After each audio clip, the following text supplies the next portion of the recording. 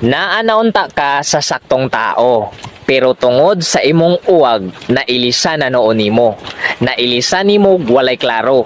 Nailisan nimo sa tao nga wala pa ka masuhito. Ang pila nimo katuig, buwan nga gikauban, gibaylo lang nimo sa tao nga pila pa lang ka oras adlaw nimong nailhan. Nag-smile lang, nag-hi lang, layo na noon kay mong naabtan. Naabot na mos kaob-kaob, hayang-hayang.